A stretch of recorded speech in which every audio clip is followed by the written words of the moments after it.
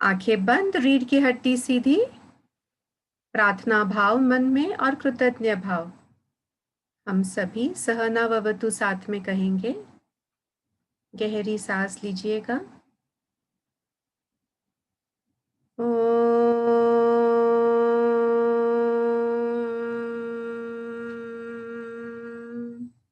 सहना भवतु सहनौ भुनक्तु सह वीर्यं करवावहै तेजस्विनावधीतमस्तु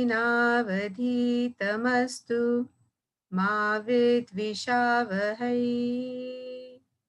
ओम शांति शांति शांति।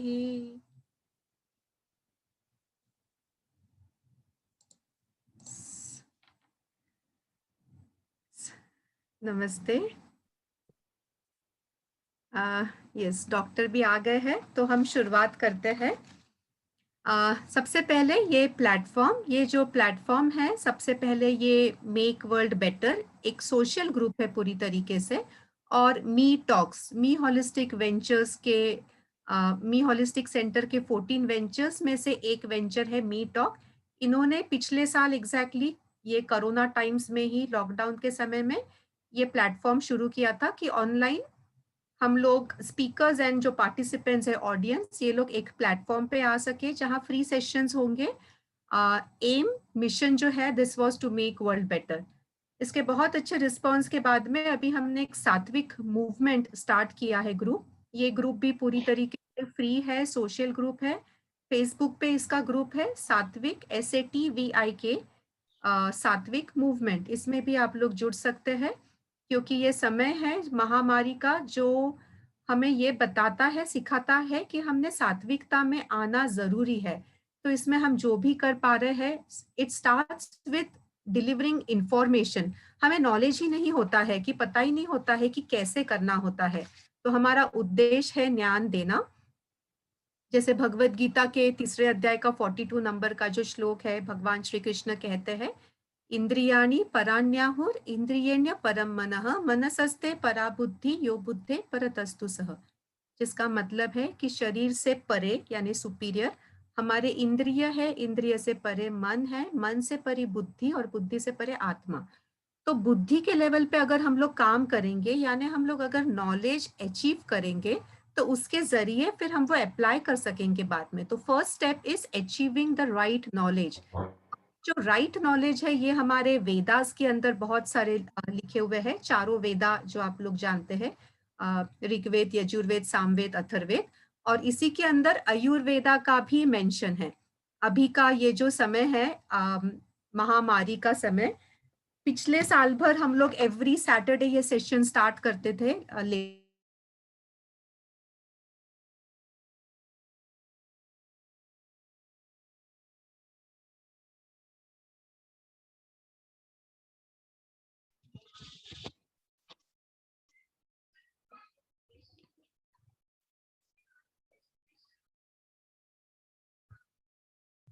इनका भी आप एक ब्रीफ पा सकते हैं। ये मैं अभी स्पीकर्स के नाम नहीं लेती हूँ, बहुत है, इन शॉर्ट बेसिक बता देती हूँ। Health and immunity, Agnihotra, meditation, journey from nothing to everything, nutrition and health, yoga, body mind balance, अहम ब्रह्मास्मि, aura, spiritual farming, laughter wax, mandala art therapy, switch magic life of abundance, cleanse to purify now, effect of food on, संकल्प, सात्विक आहार, food as medicine, key to happiness, bioenzymes, happiness based on Bhagavad Gita, etcetera etcetera. ऐसे बहुत सारे sessions हुए। आज का session ये बहुत इंपॉर्टेंट इसलिए है बिकॉज आज हमें डॉक्टर साहब डायरेक्टली बताने वाले हैं कि कोरोना से हम डील कैसे करें, और सिर्फ ये नहीं बताने वाले कि कैसे करें, पर हमारे सबसे एंशियंट आयुर्वेदा के ऊपर बेस्ड हमें इंफॉर्मेशन देने वाले हैं। तो डॉक्टर से हम परिचय कर लेते हैं। डॉक्टर नीलेश चौधरी। डॉक्टर जी नमस्ते and welcome. Thank you so much for accepting our offer. Thank you. Thank you. Doctor का एक परिचय हम कर लेते हैं। डॉक्टर नीलेश चौधरी ये पिछले 15 साल से आयुर्वेदा की प्रैक्टिस कर रहे हैं।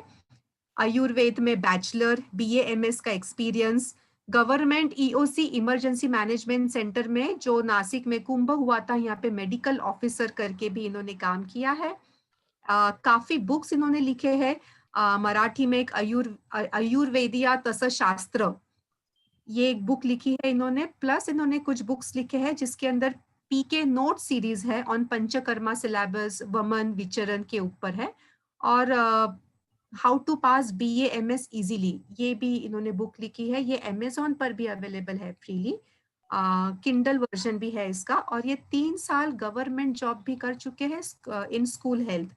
सो हमें एक बहुत अच्छा मौका मिला है कि हम लोग हमारे एंशियंट आयुर्वेदा से और इतने सीनियर एंड एक्सपीरियंस टीचर से ये जान सके कि हम हमारे तबीयत का ख्याल कैसे रखें।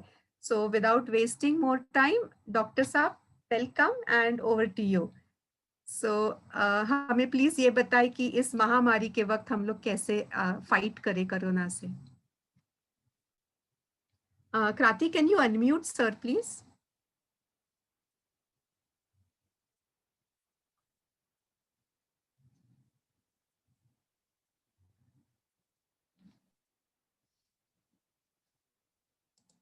या, yes sir, you can start. धन्यवाद मंजू जी। अभी हम लोग थैंक यू। अभी सीधे अपने जो टॉपिक है, how to fight corona on the basis of Ayurveda, मतलब आयुर्वेद की कौन से तत्व, कौन से सिद्धांत से हम लोग कोरोना से अच्छी तरह से उसका मुकाबला कर सकते हैं, उसके बारे में अभी लेक्चर चालू करते हैं। ये लेक्चर दो अलग अलग पार्ट हो सकते हैं, जैसे कि हम लोग इम्यूनिटी कैसे बढ़ाए, उसके बहुत सारे इलाज यूट्यूब पे अवेलेबल है। लेकिन किसी को कोरोना होने के बाद सीधा क्या किया जाए, अगर लंदन करना है, फास्टिंग करना है, तो सच में आयुर्वेद में क्या है, ये बात बताइए।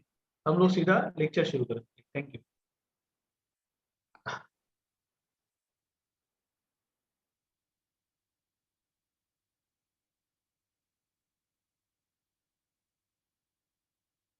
सर आप स्क्रीन शेयर कर सकते हैं। जी,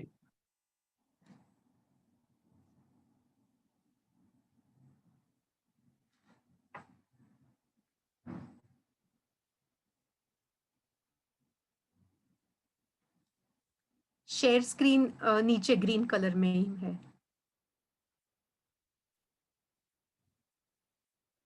2 मिनट।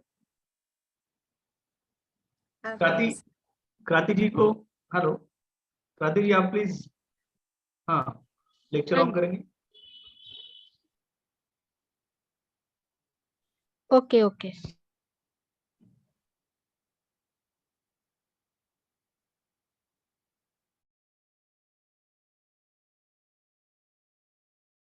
हमारे पास कितना समय है? हमको 6 बजे के आसपास खत्म करना है, या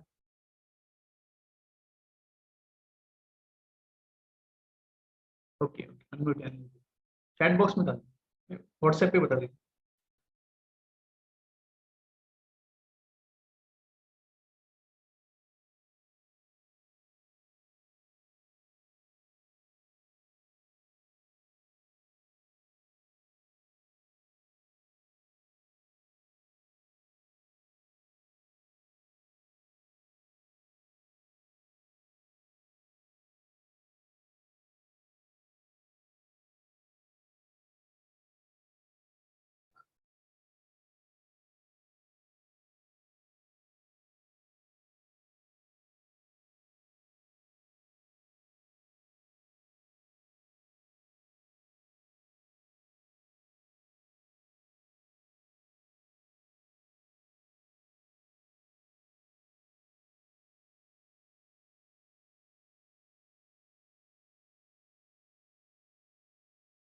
आवाज नहीं आ रही ना?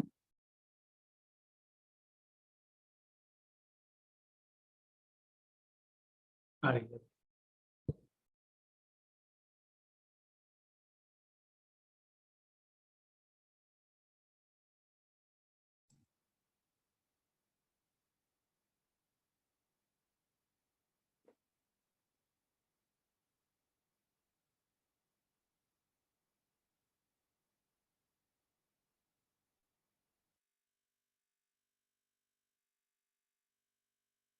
प्रेजेंटेशन में भी कुछ आवाज है क्या? हाँ आवाज है। नहीं, अभी ये आवाज नहीं आ रही है, सिर्फ आपकी आवाज आ रही है, प्रेजेंटेशन की आवाज नहीं आ रही है। शायद रिकॉर्डिंग रिकॉर्डिंग का जो बटन है वो स्टॉप करेंगे तो शायद आ जाएंगे उनको, क्रांति जी को। अच्छा, एक ट्राई दैट। एक ओपिनियन ना समझ के, सिर्फ वैद्य नीलेश चौधरी जी का उनका एक वैयक्तिक मत समझ के इसे आप ग्रहण कीजिए। हमारे जो गुरुवर्य है उनसे जो हमने ज्ञान प्राप्त किया उसके आधार पे हम एक बात कर रहे हैं, लेकिन इसमें अलग अलग मत विचार हो सकते हैं। तो कृपया इसे एक मेरा निजी या सेल्फ ओपिनियन पकड़ के हम लोग अभी कोविड-19 की ट्रीटमेंट, मतलब आयुर्वेद के हिसाब से कोरोना क्या हो सकता है और उसकी लक्षण क्या है, उसकी चिकित्सा क्या है, उस पर हम लोग बात करेंगे।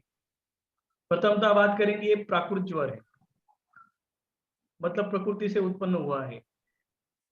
साध्य साध्य मतलब क्या है, ठीक हो सकता है, क्या ये जानलेवा बीमारी है। तो आयुर्वेद में जिस तरह से वर्णन किया है तो उस तरह हमें तो लगता है कि ये साध्य है, सुख साध्य है। आप भी देख सकते हैं, अगर 1 लाख मरीज अगर कोरोना के हैं तो उनमें से सिर्फ कुछ 10-1 हजार को ही एडमिट करना पड़ रहा है, और उसमें से भी मृत्यु दर बहुत कम है, मतलब 1% से 2% तक है। उसमें भी अगर बहुत सारी बीमारी एक ही व्यक्ति को है, जैसे किसी को डायबिटीज है, बीपी है और साथ में कोरोना हुआ, या किसी को अस्थमा है और उनको कोरोना हुआ, तो कोमॉर्बिडिटी में ही डेथ रेट ज्यादा है। तो आयुर्वेद के हिसाब से इसलिए इसको हम साध्य बोल सकते हैं। और हम लोग तो निजी अनुभव, मतलब जो पेशेंट दिखते हैं तो हमें तो उसमें ये बहुत जल्दी ठीक होने वाले काफी पेशेंट मिले हैं। तो आयुर्वेद में हर चीज के बाद पित्त कब्ज के अनुसार भेद किए हुए हैं। जैसे लाइव लेक्चर दे दूं मैं, तो ये बहुत कम हुई, हर एक का भेद होता है। तो ये कोविड-19 ज्वर का कौन सा प्रकार है? तो वात प्रधान कफ, ये ब्लू कलर में जो दिया है हमने, तो इसमें कुछ वात के लक्षण दिखते हैं, कुछ कफ के दिखते हैं, लेकिन वात के ज्यादा दिखते हैं। सूखी खांसी आना, सर दर्द होना, ये वात के लक्षण है। और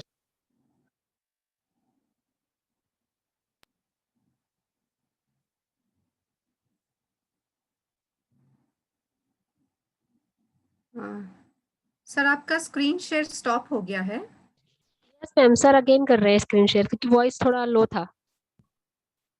ओके, ऑल राइट।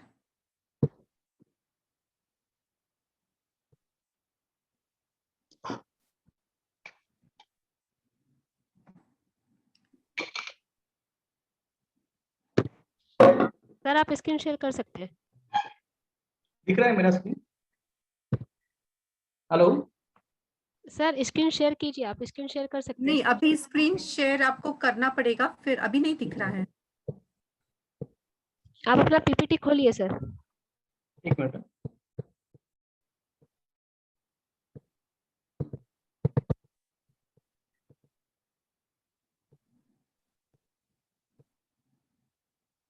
यस, अभी हो गया ना?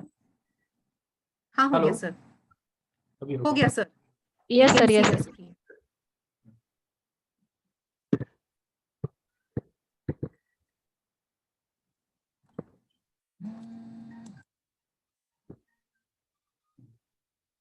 आवाज कैसी आ रही है मेरी? अब क्लियर है सर। क्लियर है ना? Okay okay. इसमें बस आपकी सबकी फोटोज मिनिमाइज करना है। हाँ, नमस्ते। आयुर्वेद के हिसाब से कोविड ज्वर को अगर हम लोग देखेंगे तो इसको प्रकृति से निर्माण होता है। प्रकृति से निर्माण होता है मतलब क्या होता है कि जैसे अगर बरसात में पृथ्वी ठंडी है, उसके बाद जो शरद ऋतु आने वाला है तो अचानक गर्म हवा शुरू हो जाती है, तो ठंडे और गर्म ये दोनों का बदलाव है जो सभी प्राणी, उसमें खास तो मनुष्य प्राणी उसको सह नहीं पाते। इसलिए हम इसको प्राकृतिक ज्वर बोलते हैं, जो प्रकृति से निर्माण होता है। उस समय वायरस बहुत ज्यादा एक्टिव हो जाते हैं और अलग अलग तरह से बुखार अपने को मिलते हैं। लेकिन आज की कंडीशन में हमें कोरोना फीवर ज्यादा मिल रहा है। तो क्या आयुर्वेद के हिसाब से ये ठीक होने वाला है या जानलेवा बीमारी है? तो अभी हमारी बात हुई तो ये 1% से 2% ही लोगों में जानलेवा दिख रहा है, मतलब ये सुख साध्य है।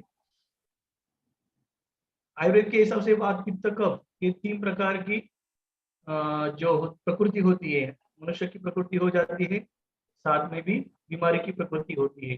तो ये जो व्याधि है कोविड ज्वर, इसकी प्रकृति क्या हो सकती है? तो ये वात प्रधान कफ है। मतलब इसमें सूखी खांसी ज्यादा आना, सर दर्द होना, खांसी आना, ठंडी बजना, ये वात के लक्षण है। और प्रतिशाय मतलब सर्दी होना, बुखार आना, हल्का सा पसीना आना, ये दोनों वात कफ से मिला के लक्षण आ जाते हैं। शिरोग्रह प्रतिशाय काश स्वेद प्रवर्तनम संतापी मध्यवेग वात श्लेष्म ज्वरा ज्वरागति। तरस चिकित्सा स्थान 3 अध्याय में वातज कफज के जो लक्षण मिलते हैं वो बहुत क्लोज टू कोरोना है, ऐसा मेरा मत है। ये पृथ्वी पे ज्वर क्यों आया? तो चरक संहिता में उस पर काफी वर्णन है कि ये रुद्र कोपाच धर्मनाथ, मतलब जो भी प्रकृति पे रुद्र है, मतलब भगवान शिव जी का तीसरा नेत्र बोल दो, या भगवान शिव जी के जो सोल्जर्स है उनको शिवगंज जी बोलते हैं, या सूर्य है, अग्नि देवता है, या शिव जी का क्रोध है, इनमें से कोई भी प्रकोपित हो जावे तो इसके वजह से पृथ्वी पे सबसे पहले ज्वर आया था। लेकिन बाद में अभी कोई भी अनुकूलता, मतलब ठंडा और गर्म जब भी साथ में आ जाता है, तो आहार में अगर आ जाएगा, आपने केली खा लिया, बाद में गर्म पानी पी लिया, बिहार में आ गया मतलब आप ठंडी हवा में घूमने गए, फिर वापिस आपने गर्म पानी से नहा लिया, या आपने एसी में अभी बैठे हैं, वापिस आप धूप में चले गए।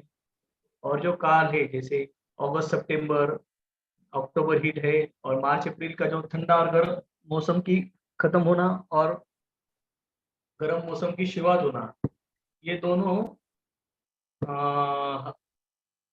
प्रकृति के हिसाब से, मतलब काल, ये अपने हाथ में नहीं होता है, ये अपने आप प्रकृति में बदलाव के कारण ज्वर का कारण हो सकता है। हम जब भी चिकित्सा करेंगे, जब भी किसी के बारे में सोचेंगे आयुर्वेद के हिसाब से, तो कोई भी एक रूल जो है वो थंब रूल नहीं, जैसे सुबह उठ के पानी पी लेना या रात को सोते समय दूध हल्दी पीना, ये सबके लिए आयुर्वेद ऐसा नहीं होता था। इसका उपचार में बहुत बार कंफ्यूजन किया जाता है कि ये आप करो आप सब ठीक हो जाएंगे, पर आयुर्वेद में वैसा नहीं। आयुर्वेद में हम लोग हर चीज को, मतलब हर व्यक्ति को, हर प्रकृति को, हर ऋतु को, हर दिन को, दिन में भी दोपहर में हमें पित्त ज्यादा मिलेगा, रात में ठंडी हवा चलेगी तो कफ ज्यादा मिलेगा। तो हम लोग ऋतु को, दिन को, व्यक्ति को, व्याधि को, दवा को वात पित्त कफ में डिवाइड करते हैं, और उसी तरह से हम लोग मात्रा का नियोजन करते हैं। इसलिए आयुर्वेद में अगर कोई बोल दिया शीतोपलह चूर्ण खिला दो, तो अगर कफ प्रकृति को 2 चम्मच है शहद के साथ, तो वही दवा हम लोग पित्त प्रकृति को सिर्फ पानी के साथ दे देंगे और 1 ही चम्मच दे देंगे, और वात प्रकृति को 1 ही चम्मच देंगे, वो भी उसमें घी डाल के देंगे। तो इस तरह से दवा वही, लेकिन उसका जो संस्करण है वो वात पित्त से बदल जाता है। अब हम लोग इसकी चिकित्सा कैसे करेंगे, इसको ठीक कैसे करेंगे? तो एकदम सीधी सी एक आयुर्वेद के हिसाब से जो सूत्र बताए, जिसको बोलते हैं चिकित्सा सूत्र, जैसे फॉर्मूला होता है, लॉज होते हैं, उस तरह से आयुर्वेद में चिकित्सा का एक सिद्धांत दिया जाता है। बेस है, इसको त्रिकालवादी सत्य होते हैं, इसको कोई बदलने की जरूरत नहीं होती है, हर ऋतु में हर व्याधि में काम करता है। तो कोरोना में कैसे काम करेगा? तो लंगरम स्वेदनम कालो यवागु तिक्तगोरसः, चिकित्सा स्थान में जो 140वां श्लोक है, इसमें आचार्य चरक जी बोलते हैं कि बुखार आ गया तो आने दो, चिकित्सा क्या करेगी, उसको कुछ भी मत खिलाओ, ना दवा खिलाओ, ना बुखार उतरने की दवा खिलाओ, ना उसको खाना खिलाओ। ये सबसे पहली महत्वपूर्ण चिकित्सा है कि उसको खाने के लिए कुछ भी मत देना। होता क्या है, गवर्नमेंट के कोविड सेंटर में कोविड पेशेंट को हाई प्रोटीन डाइट, मतलब मुर्गी का अंडा और बहुत सारा खाना खिलाया जाता है, और बोलते खाओ खाओ जल्दी ठीक हो जाओगे, वही पेशेंट कॉम्प्लिकेशन में जा रहे हैं।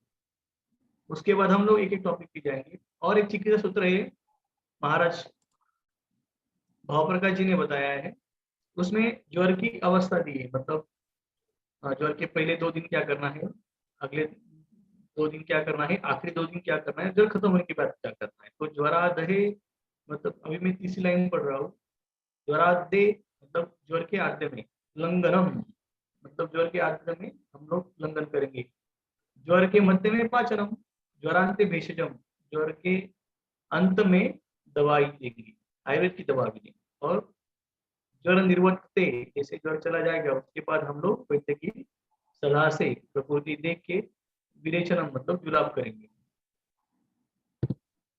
अभी हम लोग डिटेल में जाएंगे कि लंघन कैसा करना है। राठी जी, मेरी आवाज आ रही है ठीक से? बिल्कुल सर। ठीक है सर, एकदम स्पीड क्लियर। कुछ ज्यादा नहीं हो रहा है ना? नहीं, स्पीड एब्सोल्युटली भी सही फाइन, है। एकदम तो ठीक। लंघन हम फास्टिंग कैसे करेंगे? अभी बहुत सारे यूट्यूबर्स है जो बताते हैं कि लंघन कीजिए, खाली पेट रहिए। तो आयुर्वेद का ये सिद्धांत निष्क्रिय उपचार जो कर रहे हैं वो भी दे रहे हैं, लेकिन आधा ज्ञान नहीं देना। तो हम लोग सीधा अभी समझते हैं कि ग्रंथ के हिसाब से लंघन कैसा किया जाता है। लंघन का मतलब सुबह से रात तक दवा खानी है। जैसे मेरा कोई पेशेंट है जिसको डायबिटीज है, अगर मैंने उसको बोल दिया कि आप लंघन करे जाओ, और उसके बाद अगर उसने डायबिटीज की गोली खा ली तो उसकी शुगर कम हो जाएगी, तो उसको चक्कर आना शुरू हो जाएगा। अगर वो बीपी की गोली खा रहा है और उसका खाना अगर नहीं है, अगर वो बीपी की गोली खा लेगा तो उसका शरीर के नमक कम होने से चक्कर आना शुरू हो जाएगा। तो ऐसे समय में आपके पास बीपी का मशीन है, आपके पास शुगर का मशीन है, तो आपको बिना टेंशन दवा, लंघन मतलब खाने को भी लंघन, दवा को भी लंघन। तो पहले 2 दिन तो हम लोग कोई भी दवा हमारे भी नहीं खिलाते, एलोपैथी भी नहीं खिलाते, ये मेरा निजी मत। अगर पेशेंट की प्रकृति देख के, सीरियसनेस देख के कम ज्यादा डिसीजन हो सकते हैं, ठीक है। लेकिन हमेशा अगर जरूरत ही पड़ती नहीं दवा की, अगर पड़ेगी तो मात्रा कम हो जाएगी। किसी किसी को हम लोग 3-3 दिन का उपवास देते हैं। अभी देखो रोजा चालू है, तो हमारे जो मुस्लिम भाई बहन है वो 45 दिन का उपवास करते हैं। वैसे ही जैन समाज में भी उपवास का काफी महत्व है कि वो उपवास 12-12 घंटे तक वो लोग पानी भी नहीं पीते। उसी तरह नवरात्र में हमारी जो माता बहन है वो भी उपवास के दिन निरन्न बोलते हैं, और 24-24 घंटे तक पानी भी नहीं लेते। तो ये हमारी संस्कृति है। जो मोदी जी एक बार अमेरिका में गए थे नवरात्र में, तो 9 दिन तक उन्होंने अपना पूरा काम करते ही बिना अन्न के अमेरिका की ठंडी में सिर्फ गर्म पानी पी के उन्होंने उपवास किए थे। तो देश के पंतप्रधान कर सकते हैं तो हम भी कर सकते हैं। 9 दिन में उनको कुछ नहीं हुआ तो 3 दिन में आपको क्या होने वाला है? तो ये अपना कॉन्फिडेंस है। अगर हम लोग सही रास्ते पे जा रहे हैं तो हम लोग लंघन कर रहे हैं, तो इस बीमारी को हम लोग तुरंत ही, लंघन से क्या फायदा होता है? तो लंघन से अग्निवर्धन हो जाता है। अग्नि में कोई भी वायरस, कोई भी बैक्टीरिया ये नष्ट हो जाते हैं। हमारा आयुर्वेद का सबसे बड़ा कोई भी एंटीबायोटिक अगर बोला जाता है तो अग्नि को बोला जाता है। और ज्वर में, हर तरह के ज्वर में ये बहुत कम हो जाता है। मतलब जो भी अग्नि है, अग्नि मानते हो जाता है, पेशेंट की भूख कम हो जाती है। तो ऐसे समय में क्या करना है? तो हमारे पुराने जमाने में हम लोग कोयले से कुछ बनाते जा रहे हैं, तो यहाँ पे वो ना मिट्टी की चूल होती है ना, चूल्हा बोलते हैं उसमें। तो क्या हो जाता है, वहां पे उसमें कुछ राख जम जाती है। तो माता बहन से फूंक लगाती थी, तो फूंक लगाने से वहां का जो सब जो राख बोलते हैं वो जब उड़ जाएंगी तो अंदर का जो कोयला है वो पूरा भड़क के वापस अग्नि तेज से निर्माण हो जाती है। बस उसी तरह से आपके शरीर में लंघन के वजह से, और साथ में गर्म पानी पीना है। तो गर्म पानी कैसे बनाना है तो हम लोग नेक्स्ट स्लाइड में देखेंगे। अभी ये स्लाइड में ऐसा है कि अगर किसी पेशेंट को मिक्स दवा लेनी है, आयुर्वेद की दवा भी लेना है, एलोपैथिक दवा भी लेना है, तो कैसे करें? तो हम लोग उनको बोलते हैं कि आप एंटीवायरल जो भी मेडिसिन है, मतलब फेबिफ्लू है, टैमीफ्लू है, ये आप ले सकते हैं। लेकिन उस जो दवा के बीच में जो बुखार उतरने की दवा है, जैसे क्रोसिन बोला जाता है, पैरासीटामोल, मेटाबार बोलते हैं, कोई डोलो बोलता है, वो बुखार उतरने की दवा ना ले। वो आप उसको तीसरे दिन या चौथे दिन ले सकते हैं।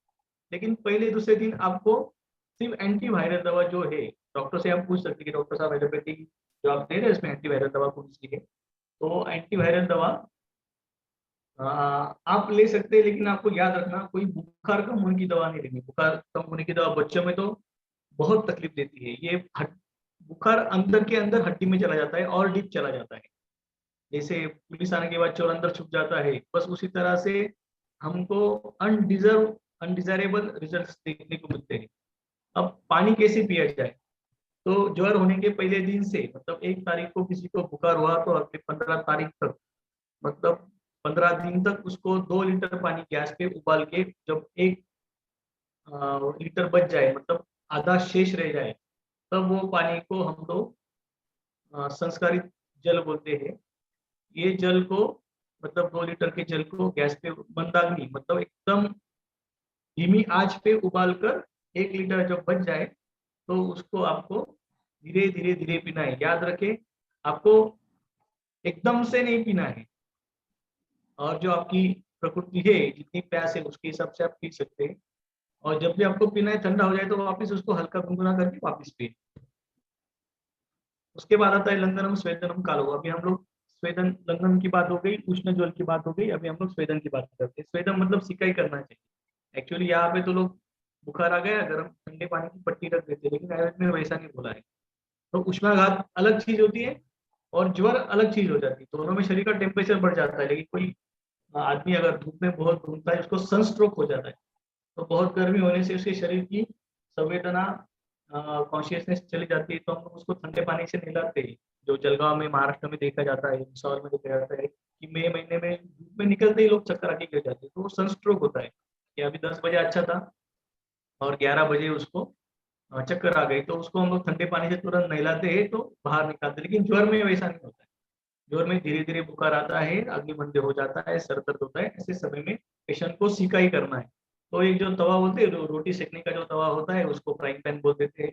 तो उसमें कपड़ा रख के हल्के से गर्म करें। इस्त्री से भी गर्म कर सकते हैं आप, इस्त्री को भी कपड़ा लगा के गर्म कर सकते हैं। और वो गर्म कपड़े को, जो बड़े बड़े जॉइंट्स है, नी है, कमर दर्द है, कमर है, ऐसे बड़े बड़े जॉइंट्स को आप सिकाई करेंगे तो पेशेंट को तुरंत बुखार से, जो बदन दर्द है और बुखार की जो भी कॉम्प्लिकेशन है, उससे आराम मिल जाता है।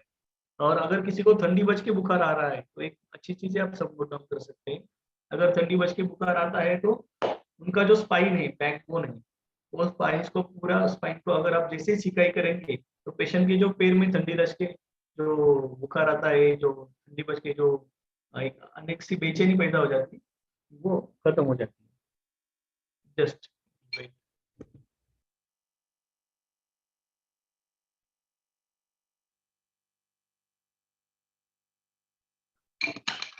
तो लंगन कब तक देना है? जब तक पेशेंट को भूख ना लगे। भूख लगने के बाद क्या करेंगे, उनको हल्की हल्की सूप बोलते हैं हम लोग, चावल का सूप वो देंगे या मूंग की दाल का सूप देंगे। तो 2 दिन लंगन दिया, 2 दिन बुखार उतरने की दवा देनी है, पाचनम देना है। तो पाचनम में हमारा जो एक उष्ण ये, और हम लोग वैद्य जी, हमारे जो भी वैद्यगण हैं, आप जहाँ पे है वहां से किसी आयुर्वेद डॉक्टर की सलाह से, या राकेश जी आपको बताएंगे, तो उस तरह से बुखार उतरने की जो हमारी, मतलब पाचन, सीधी बुखार की जो पाचन दवा जो होती है आयुर्वेद के हिसाब से, जो काढ़े होते हैं, वो हम लोग चौथे और पांचवें, तीसरे और चौथे दिन तक देते हैं। और 5वें दिन में ज्वर जाने की अवस्था होती है, ज्वर का अंत बोलते हैं, तो ज्वरांते भेषजम, तब हम लोग दवा चालू करते हैं। तो उसमें से भी हम लोग त्रिभुवन कीर्ति है, महालक्ष्मी विलास है, सूच्यकर है, सुवर्ण सूच्यकर है, सुतोपराधि चूर्ण है। कभी कभी किसी को जुलाब होके भी अगर बुखार आ रहा है कोरोना का, तो उसमें हम लोग संजीवनी बटी, त्रिभुवन कीर्ति रस, महासुदर्शन काढ़ा, ऐसी जो अलग अलग व्याधि प्रत्यनिक दवा जो है, आयुर्वेद में 2 तरह से दवा का चयन किया जाता है। एक ही व्यक्ति को, एक ही बीमारी के लिए हम लोग 2 दवा देते हैं। एक होता है उसका कारण क्या है, हेतु क्या है, किसी ने बहुत केली खा ली, कोई एसी में घूम के वापस धूप में आया, तो बुखार तो सबको आया, लेकिन बुखार के पीछे जो हिस्ट्री थी वो सबकी अलग अलग। तो एक हम लोग देते हैं हेतु प्रत्यनिक चिकित्सा, मतलब उसका कॉस्ट हम लोग एक रूल आउट करके उसकी एक गोली, और एक व्याधि प्रत्यनिक चिकित्सा, मतलब महासुदर्शन काढ़ा है जो हर बुखार में सबको देना है, लेकिन उसके साथ अगर मुझे सूच्यकर देनी है, सुवर्ण सूच्यकर देनी है, लक्ष्मी विलास देना है, महालक्ष्मी विलास देना है, संजीवनी बटी देना है, ये हम लोग पेशेंट की प्रकृति देखें और पेशेंट का हेतु देख के हल्का हल्का एक चेंजेस होता है इसमें। ये बहुत आसान चीज है, और इतना बेसिक है कि आयुर्वेद के सभी वैद्य इसको एकदम आराम से मतलब चिकित्सा दे देते हैं। इसके बाद जो होता है, हम लोग चौथे दिन और तीसरे दिन का क्रम समान होता है। पांचवें दिन में हम लोग क्या करते हैं, पांचवें दिन में हम लोग इसमें पेशेंट को हल्का हल्का जैसे थर्ड डे फोर्थ डे में पाचन दवा के साथ हल्का हल्का सूप अलाउड करते हैं। मतलब वो सूप कैसे बनाया जाता है वो देखते हैं, उसका डिटेल्स आ जाएगा पॉइंट। अभी ये जो एक पॉइंट है हमारा वो है कि बुखार के अंत में क्या करना है। तो ज्वरांते विरेचनम, वैद्य की सलाह दे कि हम लोग 20 से 30 ml कैस्टर ऑयल मतलब एरंडी का तेल पिला देते हैं, उससे पेशेंट को दस्त हो जाते हैं। जो भी कोई बीमारी का जो दोष कोष्ठ प्रदेश में मतलब आमाशय से लेके बकवाशय तक जमे हुए हैं, उससे अग्निमांद्य और थकावट बहुत सारी रहती है। तो दस्त होने से वो सभी गंदगी विरेचन मतलब दिमाग एक्सक्यूज के मी मार्ग सर, से सर आवाज में थोड़ी सी ब्रेकेज आ रही है। लेके जा रही है। फैन बंद कर देता हूँ। तो अब आ रही है आवाज। सॉरी, हाँ तो बुखार अभी जाने के ठीक बाद आई। हम लोग कैस्टर ऑयल जो है एरंडी की तेल से हल्के से दस्त करवा लेते हैं। वापिस वही है कि ये प्रकृति के हिसाब से डोज डिसाइड हो जाता है और सामने का वाले का बल कितना है। ठीक है, उसके बाद हम लोग बुखार कम होने के बाद जब भी पेशेंट को भूख लगती है तो हम लोग ये सब आप लिख सकते हैं या दीदी बाद में आपको चार्ट पे ये सब सब्जियों का नाम भेज देंगी, लेकिन ध्यान में लेने के लिए सबसे आसान सब्जी है जो करेले की भाजी है। अगर पेशेंट का बुखार 1 तारीख को आता है तो आपको उसको 7 तारीख को या 6 तारीख को जब भी वो उसको लगा पूरा ठीक हो गया है तो वापिस भी बीमारी पूरी मसल्स में जॉइंट्स में और उसकी जो थकान है निकालने के लिए करेले की सब्जी बहुत काम करती है। तो करेले की सब्जी या उसके बाद लौकी मतलब जो दूधी भोपड़ा बोलते हैं ना, जो लौकी बोलते हैं, लौकी का जूस बोलते हैं, हाँ उसकी सब्जी। मतलब ये भी जो भी पंपकिन स्टाइल जो अ, लटकने वाली जो भी सब्जियां होती है ना, गिलका है, तोरका है, कुछ टोटली है, चकवात आता है, ये हम लोग वेजिटेरियनों को दे सकते हैं। और नॉनवेज में वैसे तो खाना नहीं चाहिए, हम लोग सब स्पिरिचुअल है, लेकिन किसी को बहुत जरूरत है तो वो मटन मटन सूप पी सकता है, चिकन सूप ना पिए। हाँ, ये इसलिए ज्वर में, कोई भी ज्वर में आचार्य जी ने बताया है कि आपको कोई भी हालत में मुर्गी का कोई भी मुर्गी से मिलने वाली चीज खाना नहीं। जैसे अंडी हो गई, जैसे एग्स बोलते हैं ना, अंडा होता है, और चिकन होता है जिससे जो नॉनवेज बनता है, वो कोई भी हालत में खाना नहीं है। अगर जो कोई नॉनवेज बहुत मजबूरी में खाना चाहता है तो वो मटन सूप ही ले। और गवर्नमेंट के सभी अस्पताल में भर भर के अंडी खिलाया जाता है, जो मृत्यु का बहुत बड़ा कारण हो सकता है और व्याधि के कॉम्प्लिकेशन बढ़ने का बहुत बड़ा कारण हो सकता है। जो बीमारी 6 दिन में ठीक होनी है वो लगभग बहुत 15-15 दिन तक लोगों को परेशान करेगी, क्योंकि उनका आहार जो है वो बहुत गलत है। हम लोग वापिस दीदी को एक रिक्वेस्ट करेंगे कि दीदी ये सब्जी का जो नाम मैंने यहाँ पे लिखा है 9 नंबर स्लाइड्स में, तो आप अगर हिंदी में टाइप करके चैट बॉक्स में डाल देंगे। ये जो कारले है, गिलके, दौड़के, दूधी, तोंडली, चकवा, दुग्धपाती, जो भी सब्जियां है, ये बुखार से बाहर आने के लिए बहुत कारगर है।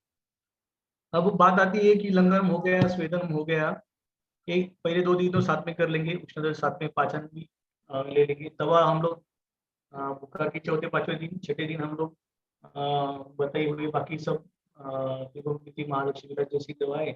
और उसके साथ में जब पेशेंट को भूख लगना शुरू हो जाए तो पेज कैसे बनाए। तो चावल क्या जो भी पेज लेना चाहता है तो अगर 1 वाटी चावल लिया जाएगा तो 14 वाटी उनमें पानी डाल के, जल डाल के, मतलब 14 गुना जल डाल के उसको गैस पे उबालना है। और एक हल्का सा पतला एक सूप की तरह बन जाता है। जब बनाना है तो उसमें जो मीठे मसाले डाल सकते हैं, जैसे धनिया हो गया, बड़ी सेब हो गया, अजवाइन हो गया, तो ये सब मीठे मसाले आप डाल के इसको घर घर का तेल डाल के अच्छे से टेस्टी सूप बना सकते हैं। और किसी किसी को बहुत पतला पसंद नहीं है तो कम से कम 6 गुना पानी डाल देना। और जो माता बहनें कुकर पे बनाना चाहती है तो वो उनको जो एक्सपीरियंस है कुकर में कुकिंग करने का, तो उसके हिसाब से वो सूप बना सकते हैं। अब बात आती है कि मूंग का सूप कैसे बना जाए। तो अलग सेम चीज है कि आप मूंग का सूप जब भी बनाना चाहते हैं तो छिलके वाला मूंग की दाल लेंगे या छिलके वाला साबुत मूंग लेंगे तो बहुत अच्छा रहेगा। उसमें वापस 14 गुना पानी डाल देंगे, हल्दी पाउडर, नमक आपके हिसाब से डाल देंगे। और लहसुन, जीरा, राई, कड़ी पत्ता, जैसे पेशेंट को मुंह में स्वाद आए, टेस्ट आए, जल्दी हजम हो जाए, उसी तरह से आप डाल के ये सूप बना के पिला सकते हैं। और मटन का सूप भी नॉनवेज वाले पी सकते हैं। अब बात आती है कि बुखार ठीक होने के लक्षण क्या है। अगर ये कोरोना का पेशेंट हमने लंदन किया, स्वेदन किया, फिर पाचन कर दिया, फिर बुखार की दवा ले ली, अब पेशेंट को ठीक लग रहा है, लेकिन हम लोग कैसे माने, क्या वापिस टेस्ट करने जाए क्या कि नहीं। तो ये सिंपल एक ऑब्जर्वेशंस होते हैं। जैसे पेशेंट को जो बुखार में भारी भारी रहता है, शरीर पूरा बदन दर्द करता है, वो शरीर बिल्कुल हल्का हो जाता है। ऐसे लगता है कि वो लाइट वेट हो जाता है, कि वो चल फिर सकता है, खेल सकता है, घूम सकता है, करना नहीं है लेकिन वो फील करता है। तो उसको जो फील होता है कि देख लीजिए, बदन का जो हल्का सा बुखार है, कोरोना में हल्का सा बुखार आता है, 100 डिग्री तक आता है। तो अगर 102, 103, 104 बुखार है तो वो कोरोना का नहीं है, साथ में कोई और कॉम्प्लिकेशन हो सकते हैं कोरोना के। कोरोना का सबसे बड़ी खासियत है कि हल्का शरीर गर्म होता है, तो इसमें लोग फंस जाते हैं। तो वो जो हल्का जो बुखार है ना, वो भी इसमें निकल जाता है बुखार में, और शरीर ठंडा महसूस होना शुरू हो जाता है, शरीर हल्का होना शुरू हो जाता है, शरीर का बदन दर्द जो है काफी कम हो जाता है, भूख बहुत अच्छे से लगना शुरू हो जाती है। पेशेंट को कुछ कुछ पेशेंट में ना एक नेचुरल तरीके से बॉडी वो जो कचरा है वो जुलाब से निकाल देती है। तो दस्त होना, बुखार रुकने के बाद दस्त होना, ये बहुत शुभ लक्षण है। अगर नहीं होते तो हमने अभी बताया कि हम लोग कैस्टर ऑयल, एरंड के तेल से पेशेंट को जुलाब देते हैं, और जुलाब देने के दूसरे दिन पेशेंट को हम लोग सुबह उठते ही जब भूखे तो एक 80 ml तक उसको देसी गाय का घी पिला देते हैं, ताकि जो ड्राइनेस आया इतने दिन से, हम लोगों ने जो लंघन किया है, खाली पेट रखा है, उसको इतना उसका बुखार था, तो बॉडी पूरी अंदर से ड्राई हो जाती है। तो हम लोग 8वें या 9वें दिन जुलाब उठने के बाद उसकी भूख लगने पे उसको सुबह सुबह हम लोग एक 100 ml तक प्रकृति देख के 60 ml, 80 ml या 100 ml का घी बस गैस पे गर्म करके पत्ता हो जाए तो उसको हल्का हल्का पी लेना होता है। पल्स रेट एक बहुत बड़ी चीज होती है, जो पल्स ऑक्सीमीटर सबके पास है, जो आता है चेक करता है, ऑक्सीजन लेवल चेक करता है, लेकिन आपको देखना है कि जब भी पेशेंट का पल्स रेट 100 से ऊपर जाता है, 110 से, 120 से, 124 से, तो पेशेंट का बुखार का कॉम्प्लिकेशन बढ़ रहा है। ऐसे समय में वैद्य की सलाह लेके या डॉक्टर की सलाह लेके वो पल्स रेट 100 से नीचे रहे, इसकी कोशिश करनी चाहिए। और जब पेशेंट पूरा तरीके से ठीक हो जाता है तो गारंटेड पल्स रेट आपको 60-65 से 80 के बीच में मिल जाती है। ये सब हर बार पल्स ऑक्सीमीटर में भी आपको पल्स रेट देखना है, चाहे तो फोटो खींच लो और आपके डॉक्टर साहब को, वैद्य को वो व्हाट्सएप कर सकते हैं। इसमें पेशेंट की थकान काफी कम हो जाती है, तो समझ लेना कि पेशेंट बुखार से अभी पूरी तरह ठीक हो रहा है। उत्तेजना आना, फ्रेशनेस लगना, मस्त पैकी नींद लगना, ये सब खुशी की बात है। बुखार जाने के बाद है ना, किसी किसी पेशेंट को हमने देखा है कि उसमें हल्का हल्का सर दर्द, हल्की हल्की थकान होती है, तो हम लोग सितोपलादी चूर्ण देते हैं। सितोपलादी चूर्ण में ऐसे तत्व होते हैं जो शरीर आपका जो इंस्टेंट एनर्जी, जैसे ग्लूकॉन डी है, वैसे ये भी हमारा आयुर्वेद का सीता मतलब शक्कर, एक देसी हमारा जो पतली खड़ी शक्कर होती है, दवा की शक्कर, उससे सितोपलादी चूर्ण बनता है। और उसमें जो भी मसाले है, एला है, लोचन है, वो उसको शरीर के सूक्ष्म करके वो एनर्जी को शरीर के हर तत्वों में पहुंचा देता है। तो गर्म पानी में हम लोग उसको खिलाते हैं पेशेंट को, ग्लूकॉन डी की तरह गर्म पानी में मिला के जैसे घोल उसका बना के पी दिया, तो तुरंत इंस्टेंट एनर्जी पैदा कर देता है। या किसी पेशेंट को अगर ज्यादा गर्मी है तो हम लोग उनको घी के साथ पिलाते हैं। अगर किसी को गर्म पानी बार बार सूट नहीं करता है तो घी में हल्का हनी, मध और घी असमान प्रमाण में, तो घी और हनी एक सम प्रमाण में नहीं लेते, तो समझो 1 चम्मच घी ले लिया तो 2 चम्मच हनी ले लिया, उसमें 1 चम्मच सीताफल चूर्ण डाल दिया, उसका छटन करने से पूरा पेशेंट को इंस्टेंट एनर्जी आ जाती है।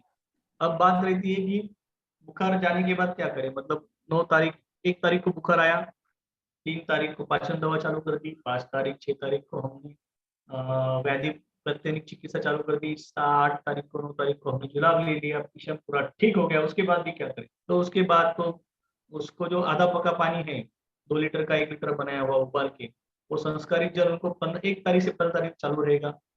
और 15वें दिन तक आपको फुल रेस्ट करनी है, क्योंकि ज्वर जाने के बाद भी शरीर की हर पेशियों में ताकत आने के लिए आपको बहुत रेस्ट जरूरी है। तो घर में ही पूरी तरीके से आराम करना है, होम क्वारंटाइन रहना है आयुर्वेद के हिसाब से। और एलोपैथी वाले भी वही बोलते हैं कि अगर आप सुपर स्प्रेडर हो जाते हैं, अगर आप 7वें 8वें दिन बुखार ठीक होने के बाद भी समाज में घूमते हैं, चाय वाला चाय बेचने लगता है, दूध वाला दूध डालने लगता है, सब्जी वाला सब्जी बेचने लगता है, तो समाज में वो सुपर स्प्रेडर बन के वो बीमारी कम से कम 25 लोगों को पहुंचाता है। तो क्या कोई व्यक्ति, दुखी व्यक्ति जो बीमारी से उभरा है, वो चाहेगा कि उसके जो परिजन है, उसके जो कस्टमर्स है, उसके जो पहचान वाले उसके दोस्त है, उसको उन लोगों को वो दुख पहुंचाया जाए? तो कोई नहीं चाहता, लेकिन अध्ययन से वो हो जाता है। तो सबको रिक्वेस्ट है कि 15 दिन तक बेड रेस्ट बहुत जरूरी है। धन्यवाद दीदी। इस तरह से मंजूश्री जी, मेरा ये प्रेजेंटेशन जो है वो अभी खत्म हो गया है। अभी जो भी आपके सवाल है तो आप कृपया मुझे पूछ सकते हैं इसमें से। यस, तो इसमें आई थिंक चैट बॉक्स में मैं सभी से दरखास्त करूंगी कि चैट बॉक्स में आपका सवाल लिखे। चैट बॉक्स में एक सवाल आया है, ये हम लेंगे सर। और आपका बहुत बहुत धन्यवाद कि आपने ये इतना सिंपल तरीके से और इतने डिटेल में सबको बताया है कि डरने की जरूरत नहीं है, और हम घर में किस तरीके से ट्रीट कर सकते हैं, जहां हॉस्पिटल्स में भी अभी जगह नहीं है और वहां पे भी और भय होता है, परिस्थिति अलग होती है। तो सादी हम लोग बिना डरे हम लोग घर पर ही कर सकते हैं। एक सर, सही बात, एक मिनट, एक सही बात बोली आपने। ये सब में जो होता है वो होता है कि शांत रहना। इसमें ना, संताप देह मानसो, देह इंद्रिय संताप ज्वर का लक्षण है। मतलब देह में, शरीर में गर्मी, मन में गर्मी, चिड़चिड़ हो जाना। तो देह इंद्रिय मन संताप हो, मतलब इंद्रिय जो होते हैं अपने, जैसे जीवा बोलती है मैं खाना नहीं खाऊंगी, नाक बोलता है मैं सूंघना बंद कर दूंगा, तो नाक से ना आपको स्मेल सुनाई देगी, जीवा बोलेगी मैं ना खाना खाऊंगी ना बात करूंगी। तो संताप देह इंद्रिय, मतलब इंद्रिय में भी संताप आता है, मन में भी आता है, चिड़चिड़ हो जाती है देह में। तो इसमें चिकित्सा क्या कहते, तो आपको बहुत शांत रहना है, आपको आत्मबल बढ़ाना है। उसके लिए आप मेडिटेशन बहुत जरूरी है। और जैसे आपके घर के परिजन है, अगर वो अग्निहोत्र करते हैं, और अग्निहोत्र के बाद अगर धूपन करते हैं, मतलब मैंगो ट्री जो होता है, तो उसके जो पत्ते हैं उसका अगर घर में अग्नि संस्कार किया जाता है तो काफी अच्छे रिजल्ट्स मिल जाते हैं। और आपको दीदी, आप तो इसमें सात्विकता देने में काफी है, तो आप ऐसे जो भी संबंधित व्यक्ति है तो उनको आप हीलिंग, या उनको आत्मबल बढ़े, या उनको आप शांत कैसे रहा जाए, तो उनका सात्विकता कैसे बढ़े, ये सबसे पहली जो चिकित्सा है वो वही होगी। तो मेरे हिसाब से तो पहले डॉक्टर आप है, और बाद में कोई डॉक्टर या वैद्य उनका रोल आ जाता है। तो बस आप ये कहते हैं अगर सर सलामत तो पगड़ी हजार। तो अभी हमारी है, इसमें हमने फिजिकल तबीयत पे बहुत ध्यान देना है, पर सबसे इम्पोर्टेंट ये है कि डरना बिल्कुल नहीं है। भगवत गीता का एक श्लोक है, वीतराग भय क्रोधः स्थित धीर मुनि रुच्यते। स्थित धीर मुनि वही कहलाएगा जिसको भय नहीं होगा और जिसको क्रोध नहीं होगा और आसक्ति नहीं होगी। अभी के सिचुएशन में ऐसे हो रहा है कि आधे से ज्यादा लोग तो भय के कारण बीमार हो रहे हैं। और अभी हमने जो पहला श्लोक देखा था, इंद्रियाणि पराण्याहुर इंद्रियण्य परम मनः मनसस्ते पराबुद्धि यो बुद्धे परतस्तु सः। तो हमारा मन जिस तरीके से सोचेगा तो वही इफेक्ट और वही इम्पैक्ट हमारे शरीर पे होगा। तो सबसे पहले अगर हम हमारा मन शांत रखेंगे, और ये शांत कैसे रखेंगे, तो ये बुद्धि के जरिए शांत रखेंगे। तो इसीलिए ये सत्र हमारे हो रहे हैं अलग अलग रिलेटेड टॉपिक पे, जो भी समाज की सिचुएशन है के। और डॉक्टर नीलेश जैसे हमें मिल रहे हैं, भगवान करवा रहे हैं ये सारी चीजें। तो please make the most of it and benefit from this. अगर आप इसका ये कर सके, लाभ ले सकेंगे तो बहुत खुशी होगी। एक अशोक जी का क्वेश्चन है, ये पूछ रहे हैं सर कि what is your opinion to take homeopathic medicine along with the ayurvedic medicine, are these compatible with each other? Yes yes, this is 100%। एक साथ आप दोनों दवा ले सकते हैं, लेकिन आपको वही है कि उनका भी जो बुखार उतरने की दवा है वो आपको बुखार के पहले या दूसरे दिन तक नहीं लेना है। बाकी जो एंटीवायरल जो उनकी तरफ से एंटीबायोटिक एंटीवायरल जो दवा है उनको डॉक्टर साहब को रिक्वेस्ट कर देना। जो उन्होंने 3 तरह की गोली दी थी तो उनको रिक्वेस्ट करना कि सर बुखार से कौन सी है, एंटीवायरल कौन सी है, तो आप बस वो शीशी को आपको 30 दिन तक लेना है। और आयुर्वेद और होम्योपैथी ये साथ में चलता है। एलोपैथी, क्योंकि आयुर्वेद एक भोजन से बनता है, मतलब जो भी आप खाना खाते हैं उससे मसाले से ही थोड़ा सा मॉडिफिकेशन करके आयुर्वेद की दवा बनती है।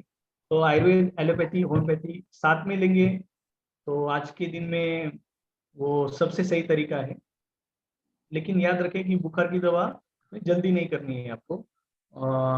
और दूसरा है कि वैक्सीन कोई लेना चाहता है तो वो भी ले सकते हैं। तो आधा घंटा डिस्टेंस रखना है आपको। जैसे एलोपैथी की दवा, आयुर्वेद की दवा, होम्योपैथी की दवा, तीनों दवा एक ही जैसे बोलते हैं ना, एक ही हाथ में लेके एक साथ नहीं खाना, तो इनमें अंतर रखना है। वैसे होम्योपैथी की दवा तो सिर्फ चूसने के लिए होती है, तो वो अलग समय पे लेंगे। और खाना खाने के पहले, खाना खाने के बाद अगर एलोपैथी आयुर्वेद की दवा साथ में आती है तो कम से कम 30 मिनट का अंतर होना ओके, चाहिए। नेक्स्ट सवाल। नेक्स्ट क्वेश्चन वही था जिसका आपने उत्तर दे दिया है कि आयुर्वेदा और एलोपैथी ये कंपैटिबल है क्या, तो इसका आपने ऑलरेडी उत्तर दे दिया। और ये है गर्म पानी का उपाय जो आपने बताया, ये एक बार प्लीज बताइए दोबारा। हाँ दीदी, ये मैंने नहीं बताया, ये शास्त्र ने बताया है। तो महान है हमारा आयुर्वेद शास्त्र, जो आचार्य चरक जी ने, पुनर्वसु आत्रेय जी है, इन लोगों ने पहले से ही बना के रखा है और लिख के रखा है, और हम लोग तो बस उसको आपके सामने प्रेजेंटेशन कर रहे हैं। It is not my discovery, ये मेरी खोज नहीं है। तो हम लोग क्या करेंगे, गैस पे 2 लीटर पानी रखेंगे चूल्हे पे, पीने का पानी। और 2 लीटर पानी को गैस पे स्लो गैस रखेंगे, इंग्लिश में स्लो जो उसका है जो है। और ये जो है मतलब क्या बोलते हैं हम लोग उसको, मंद अग्नि पे रखेंगे, मंद अग्नि पे रखेंगे। और 2 लीटर का पानी जो है वो गैस पे 30 मिनट के बाद, 40 मिनट के बाद 1 लीटर बच जाता है। तो उसको जब थोड़ा सा गुनगुना, मतलब इतना गर्म पानी तो पी नहीं सकते, तो हल्का गुनगुना हो जाए तो पी लेंगे। एक और क्वेश्चन है, मुझे कोरोना होकर 17 दिन हो गए हैं मगर थोड़ा थोड़ा कफ है, तो कफ खत्म करने के लिए क्या करना चाहिए? हम लोग पहले कोरोना रिलेटेड क्वेश्चंस ले रहे हैं, तो इसके रिलेटेड प्लीज पूछिएगा।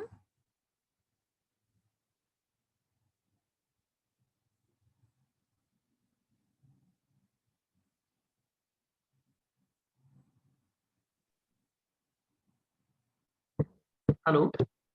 Hello, hello. हाँ, हाँ आवाज बोलिए ना। आवाज आ रही है? हाँ आ रही है, आ रही। कोरोना जाने के बाद सूखी खांसी है। हाँ जी, इस पे क्या ओके, तो सितोपलादी चूर्ण लेना है उनको। शहद के साथ ले सकते हैं या गर्म पानी में। मेरा तो फेवरेट कौन सा चूर्ण? सीक्रेट ऑफ माई एनर्जी, एक कप गर्म पानी में हल्का सा सितोपलादी चूर्ण चम्मच भर घोल मिला लेता हूँ। अगर स्टिकी कफ है तो तालीसादी चूर्ण मिलता है मार्केट में, उसको हनी के साथ ले सकते हैं खाना खाने के बाद। लेकिन याद रखें, अगर आपको तकलीफ मतलब अनफेवरेबल है, अनडायग्नोस्टिक है, तो ना सामने से किसी वैद्य से मिलने की कोशिश कीजिए। तो राइट, बहुत चुटकी भर इलाज में आप जल्दी ठीक हो जाएंगे। या फोन कर दो, व्हाट्सएप कर दो वैद्य जी को, व्हाट्सएप कॉलिंग कर दो। अगर आप कोई रेस्ट्रिक्टेड एरिया में है और बाहर निकल नहीं पा रहे, पुलिस की रेस्ट्रिक्शन, लॉकडाउन की वजह से, तो कोई भी अच्छे जो वैद्य हैं उनसे आप व्हाट्सएप कॉलिंग कर लीजिए या वो ऑडियो कॉलिंग कर लीजिए। राइट। इसी पे से याद आता है, पहले ये बता दें कि सर को आप फोन तो नहीं कर सकते हैं, पर सर का व्हाट्सएप नंबर आप पा सकते हैं। तो अगर आप में से किसी को भी सर का व्हाट्सएप नंबर पाना हो तो ग्रुप में प्लीज मेसेज करिएगा। अँड कोविड असलेल्या किंवा नसलेल्या व्यक्तीने प्रतिकार शक्ती वाढवण्यासाठी अंडी खाणे गरजेचे आहे का? हे खरं आहे का? शाकाहारी व्यक्तीने प्रतिकार शक्ती वाढवण्यासाठी काय खावे? ये बाकी ना, सभी हिंदी लोगों के लिए कि हमने प्रतिकार शक्ति बढ़ाने के लिए अंडा खाने की जरूरत है क्या, और अंडा नहीं खाते हैं तो क्या करें? अ, देखो, एक होता है कि पेशेंट है, मतलब कोई बीमार व्यक्ति है, तो उसको लघु आहार और पाचक आहार देना है। जो अन्न वो अच्छा जो खाने के बाद भूख लगे। हम्म, और कोई भी जो व्यक्ति है जिसको बीमारी नहीं है लेकिन वो फिट रहना चाहता है, तो है ना, प्रोटीन डाइट से इम्यूनिटी बढ़ने के चांसेस होते हैं। लेकिन ऐसा नहीं है कि आप देखो ना, इतने सारे लोग अंडे खा रहे हैं तो भी पेशेंट क्यों बढ़ रहे हैं? तो ये उसका सोल्यूशन नहीं है। और होता क्या है, अगर घर में वही बनाया जाए सबके लिए और किसी की भूख कम है तो वो जल्दी बीमारी की पकड़ में आ जाता है। तो इसके लिए जिसकी अच्छी भूख अच्छी है, जो जैसे कोई मेडिकल है किसी का, जिसको सुबह से रात तक कोविड हॉस्पिटल में कोरोना जो होता है उसको सेवा देनी है, कुछ करना है, ऐसा हेवी वर्क है, पुलिस डिपार्टमेंट के लोग हैं, उनको बहुत हेवी वर्क चल रहा है अभी लॉकडाउन की वजह से। ऐसे लोगों में हाई प्रोटीन डाइट की जरूरत है। तो मैंने वही बोला कि ऐसे समय में अगर उनको भूख ठीक है तो वो खा सकते हैं, लेकिन बीमारी में नहीं खा सकते बिल्कुल 100%। और वेजिटेरियन लोग क्या कर सकते हैं, पेशेंट को देना है तो मटन सूप वेजिटेरियन लोगों को कोई भी स्प्राउटेड, मतलब रात में भिगो या सुबह भिगो भिगो के जो भी दाल होती है, मूंग की दाल, साबुत मूंग होते हैं, मसूर होते हैं, मोड़ आए मसूर की हुए मूंग। सब्जी। सॉरी। मोड़ आए हुए मूंग। हाँ हाँ, मोड़ मोड़ आए हुए, मतलब जो स्प्राउटेड भिगोने मूंग। के बाद तो मोड़ आ जाते थे, तो वो उसमें अच्छा, काफी अच्छा प्रोटीन होता है। वटाने जो बोलते हैं ना, जो ग्रीन पीस बोलते हैं इंग्लिश में, जो हरे कलर का होता है ना, जो वटाना बोलते हैं, उसमें वो क्या बोलते हैं, मटर मटर पनीर मटर जो होता है ना, हाँ, तो वो मटर खा सकते सूखे हैं। मटर। हाँ, लेकिन सबसे रिक्वेस्ट है कि जो हेवी डाइट है, जैसे पनीर है, बटर है, उसको ना खा के गाय का घी खा सकते हैं तो अच्छा रहेगा। और सबसे बड़ी बात है, दो तीन सवाल जो है बार बार आ रहे हैं कि सर इम्यूनिटी बढ़ाने के लिए क्या करेंगे। इम्यूनिटी की बढ़ाने के लिए सबसे बात है, गलत काम मत करो। तो गलत काम क्या हो गया, तो अभी सात्विक आहार। आज, हाँ, आज मैं सुबह ड्यूटी से आ रहा था, तो सिग्नल पे जो हमारे जो पुलिस जो भी भाई बहन हैं, उन्हें जो सोशल वर्कर थे, तो एक काफी सेवा भाव से होंडा सिटी से वो अमूल का सब कोल्ड ड्रिंक लेके आए।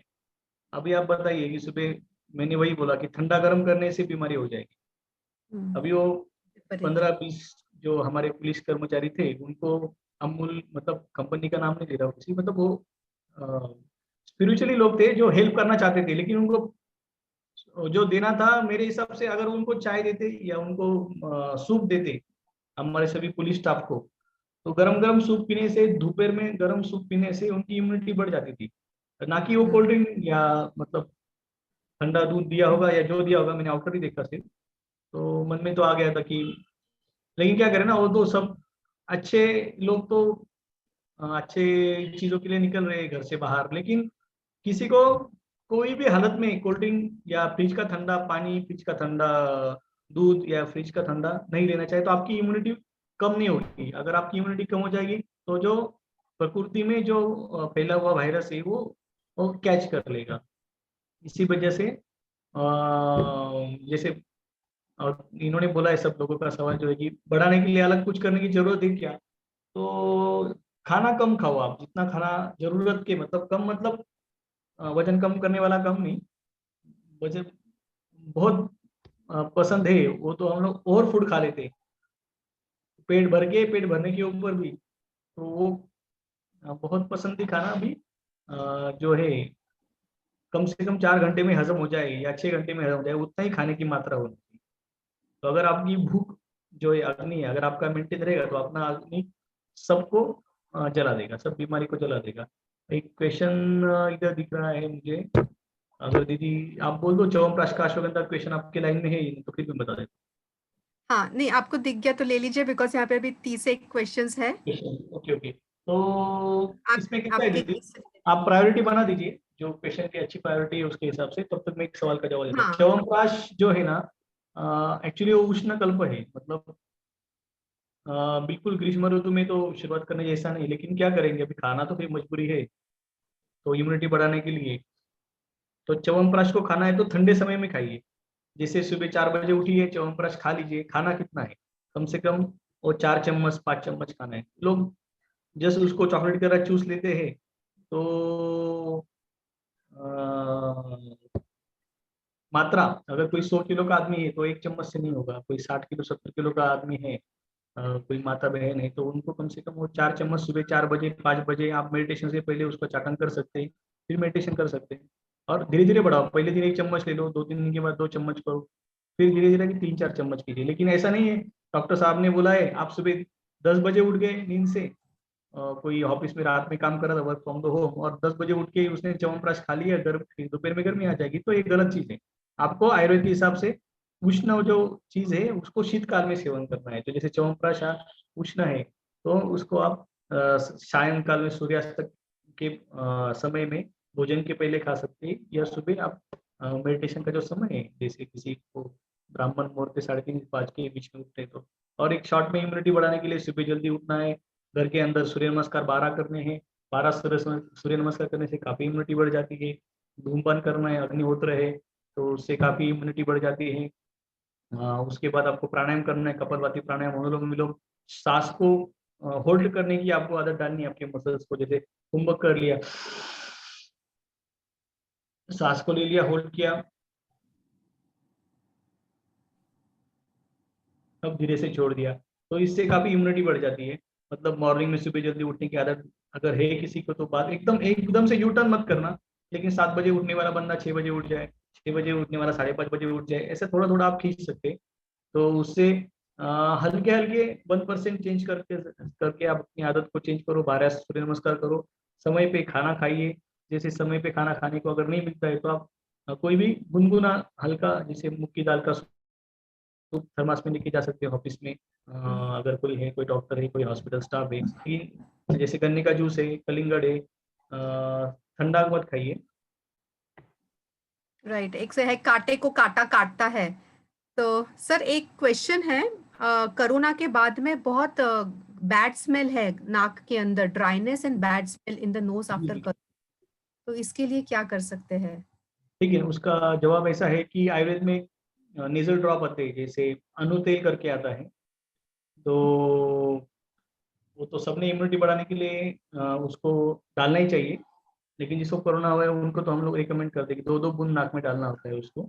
उसको नस्य कर्म बोलते हैं। यूट्यूब पे अगर नस्य डाल देंगे तो आपको आ जाएगा, उसमें अनुतेल रिकमेंडेड है। या अगर उसका स्मेल शुरू नहीं हुआ तो वो इंद्रिय है, इसलिए पंचेंद्रिय वर्धन नेजल ड्रॉप मिलते हैं, नस्य मिलता है। एक्चुअली किसी ने स्पेलिंग डाला है, वो अड़ू है, लेकिन एक्चुअली वो AANU है, अनुतेल, अनुतेल। ओके, हाँ, तो ऑलराइट। ये अनु कर दीजिए उसको। एक सवाल था ऊपर, कोई पूछ रहा है कि सर वो मटन सूप रिकमेंडेड है या ऐसा कुछ है। एक्चुअली आयुर्वेद हाँ में कभी नॉनवेज हम लोग हिंसा का ये नहीं करते, मतलब कभी भी सजेस्ट हम नहीं लोग करते। रिकमेंड नहीं करते। लेकिन कोई जो सुकुमार है, कोई छोटा बच्चा है, या कोई राजा महाराजा जो लोग होते हैं जो इम्पोर्टेंट देश के लिए, हाँ ये सही होते हैं, तो अगर उनकी जान बचानी है तो हमेशा इंसान की जान बचाने के लिए कुछ ऐसे ग्रंथ में ही दिए हुए हैं, तो उसमें मैंने सेक्रेट, हम लोग रिकमेंड नहीं करते।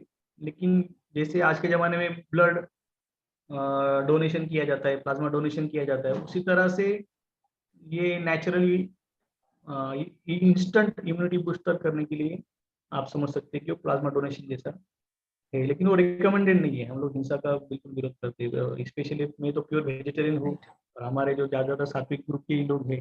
लेकिन बात है कि मजबूरी में क्या क्या ऑप्शंस होते हैं, लेकिन गलत चीज को समझाने के लिए मैंने वो आपको रिकमेंड, मतलब सो क्लैरिफाई कर प्रिफरेबली दिया स्टे कि अवे फ्रॉम गलत इट। गलत में क्या गलत है, और गलत में और गलत क्या है। राइट। सो हाँ, तो मैं वो अच्छाई की तरफ से नहीं बोल रहा हूँ, गलती में भी कम गलती, ज्यादा गलती, उसको मैं सेक्रीफाई कर दिया। राइट। सर अश्वगंधा के बारे में, इज इट अ गुड हाँ, इम्यूनिटी बूस्टर? ये बहुत फेवरेट क्वेश्चन है। हम लोग 1.5 साल से जो भी गवर्नमेंट के साथ काम कर रहे हैं, आयुष मंत्रालय के साथ काम कर रहे हैं, तो हम लोगों ने ये पाया है कि 2 तरह की हम लोग दवा की भी बात कर रहे थे 5 मिनट पहले, कि एक होती है व्याधि प्रत्यनी, मतलब जो एंटी कोरोना ड्रग क्या है, और एक होता है सिद्धांत, जैसे महासुदर्शन काढ़ा दे दिया कि बुखार के लिए सिद्धांत है। लेकिन अश्वगंधा, गिलोय और तुलसी, ये 3 चीजें जो है वो हमें एंटीवायरल एक्टिविटीज में हम लोगों ने पाई है। मतलब क्या है, अभी इसके ऊपर बहुत बड़े रिसर्च पेपर पब्लिश कर दिए है। तो उसमें क्या होता है कि जो भी कोई वायरस होता है उसका एक आउटर कवर होता है, जैसे चुंबक और एक कोई मेटल का मतलब लोहे का कोई पतरा है जो, या लोहे का कोई कील है, खिला है, तो उसको चुंबक लाके चिपक जाता है। जब तक वो चिपकता है तो उसके बाद वो आप हाथ छोड़ेंगे तो भी चिपके रहेंगे।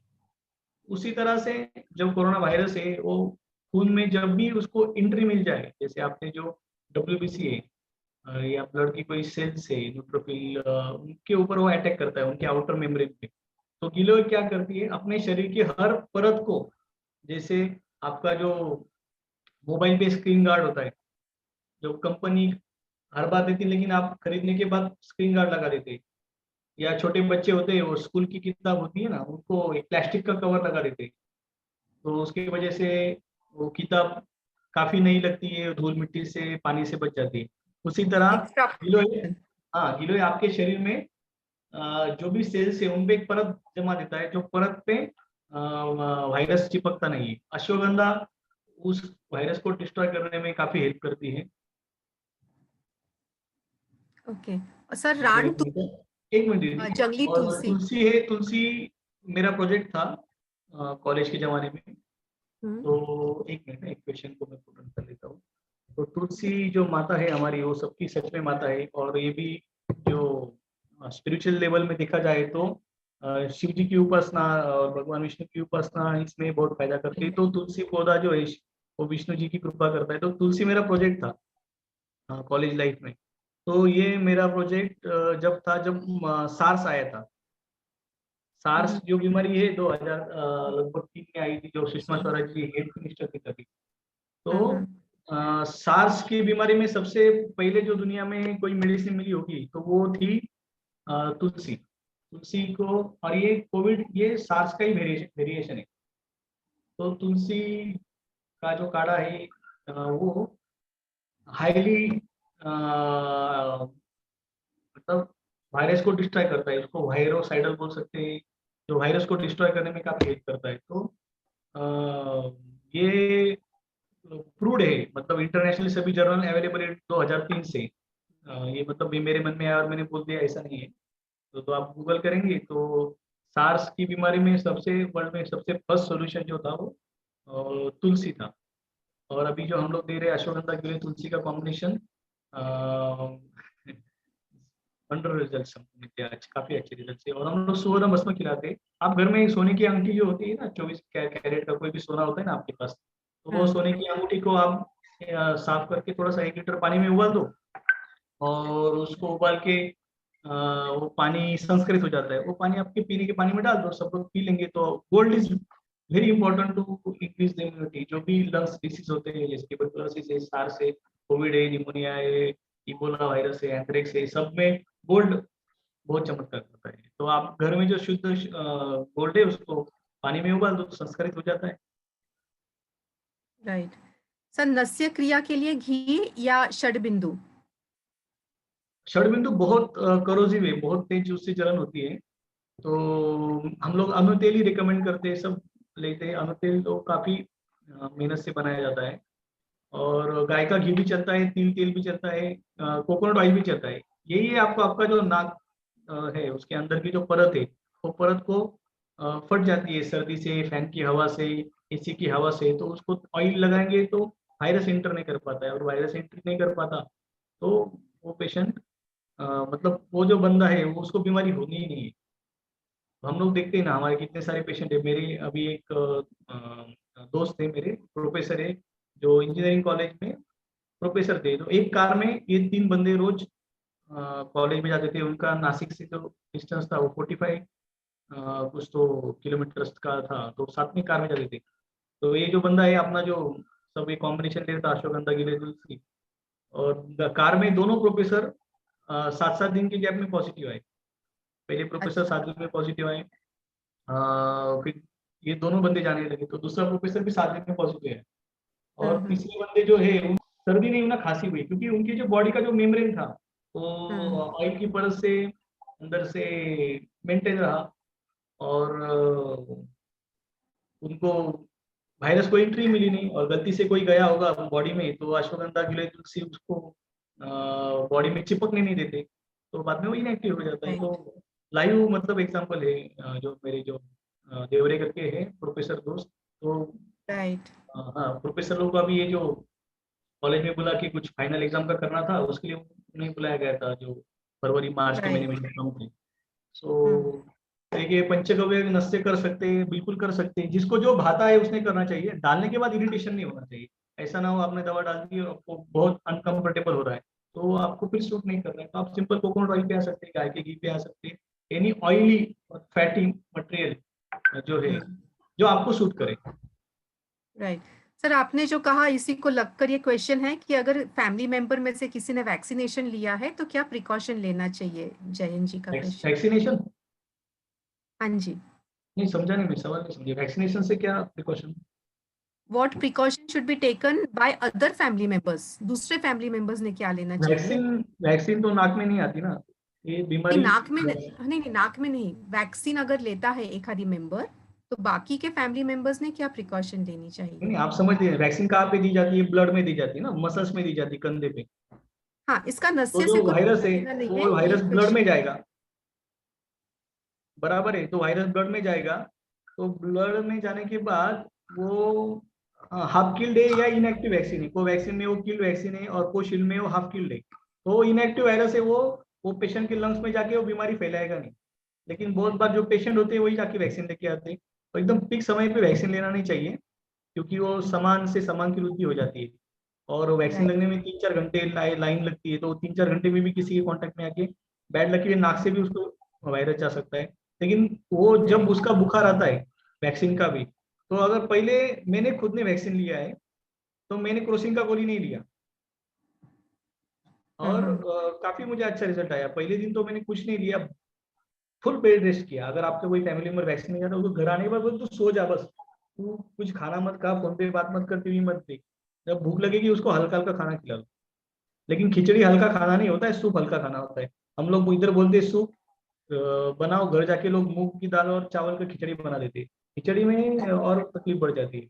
और उस पेशेंट को बोलो ठंडा कुछ मत खिलाओ, फल मत खिलाओ, बहुत गलत फहमी कि फ्रूट्स खिलाए जाए। अगर बहुत आपको फल में प्यार है तो आप पपाया ले सकते हैं सिर्फ, उसके बाद आप ले सकते हैं क्योंकि वो उष्ण प्रकृति का है। चीकू, चीकू ले सकते हैं, जो चीकू को क्या बोलते हैं हिंदी में? हाँ, चिक्कू ही बोलते हैं। चीकू ही बोलते हैं, अच्छा है, तो पपाई चीकू हो गया। तो एक तो, अब लेकिन मीठा फल नहीं खाना चाहिए, केली खा लिया बात खत्म हो जाएगी, कॉम्प्लिकेशन बढ़ जाएंगे। राइट तो जो वैक्सीन लेके आता है उसको बोलना तू बेड रेस्ट कर और गर्म राइट। पानी पर पी। सर, जो वैक्सीन और लेके आता है, can he also be a carrier of corona? दीदी वही बिकॉज बोल रहा हूँ, वो ब्लड में जा रहा है ना, राइट तो उसका ब्लड तो आपको टच नहीं कर रहा है, राइट तो टेंशन नहीं। लेकिन किसी किसी को क्या होता है ना, वो जो कोरोना की पेशेंट की, जो गवर्नमेंट हॉस्पिटल की या प्राइवेट हॉस्पिटल की, कोरोना हॉस्पिटल में भी कोरोना वैक्सीन दे रहे हैं, तो वहां पे जो इतना इन्फेक्शन है, तो इन्फेक्शन नाक से घर राइट, पे लेके आता है। बराबर। तो बस वही है कि एक जब कोई बाहर से घर पे आता है, तो उसको बोलो मास्क पहने, आप मास्क पहने, तो एक, राइट। और बार बार जो हाथ धो सकते हैं आप, मतलब बार बार उसको हाथ धोना है, यस यस, राइट। मतलब और ये जो है ना, लेकिन सैनिटाइजर मैं रिकमेंड नहीं करता, मैं सिर्फ सिंपल सोप वाटर रिकमेंड करता हूँ, क्योंकि सैनिटाइजर राइट बाद में स्किन कैंसर पैदा करने वाला है, भारत की बहुत बड़ी समस्या होने वाली है। तो राइट राइट जो सैनिटाइजर के इफेक्ट है वही सोप वाटर का है, तो उसमें भी राइट सादा सोप ले लो, हर बार डेटॉल के साबुन जो है वो बहुत तेज जलन करता है, इतना स्ट्रॉन्ग सोप की जरूरत नहीं है आपको, कोई भी सिंपल राइट। हैंड वॉश से आपको बार बार हाथ स्टे अवे धोएंगे। From chemicals. हाँ, आप और जो स्टे जिसको अवे वैक्सीन फ्रॉम। दिया है उसको एक अच्छा रूम दे दो, मस्त उसको बोलो तू आराम कर भाई उधर ही, और आप भी संभल के रहना, टॉयलेट बाथरूम अगर कॉमन है तो टॉयलेट में मास्क पहनना। Right right. आपने जो एक किस्सा शेयर किया था प्रोफेसर्स का, तो जी, ठीक 15 दिन पहले एक और किस्सा मैं शेयर करना चाहूंगी कि यहाँ पे एक फ्रेंड है आनंद, उसके घर में पीपल का बहुत बड़ा पेड़ था, 15-16 साल पुराना पेड़ था, 40 फीट ऊंचा। तो ये हमें ट्रांसप्लांट करना था खेती में, तो हमें खेती में जहाँ जाना था, तो दोनों जो मेन मेंबर्स है, अनीता ताई और वो श्याम दादा, ये कोरोना पॉजिटिव थे। तो मैं वही सोच रही थी बच्चों को लेके जाना या नहीं जाना। तो हम लोग अग्निहोत्र करते हैं, ये सब फॉलो करते हैं।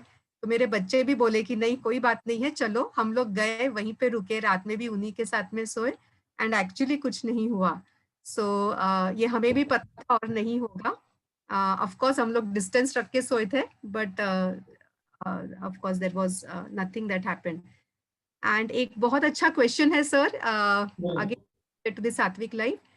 In the animal world, there is no medicines, no doctors, and they do not die due to such diseases.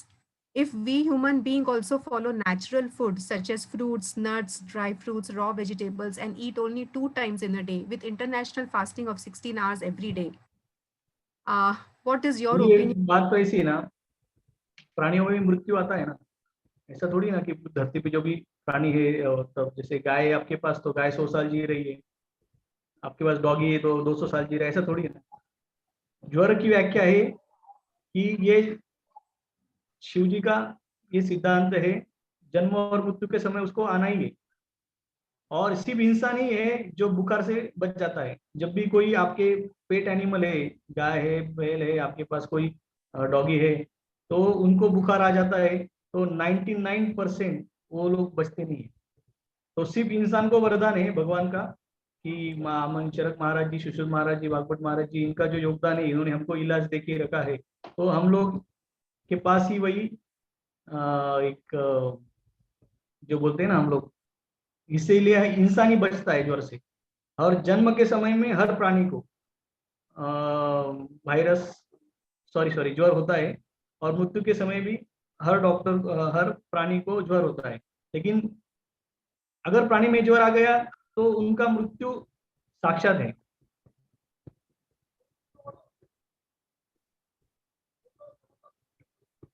Hello.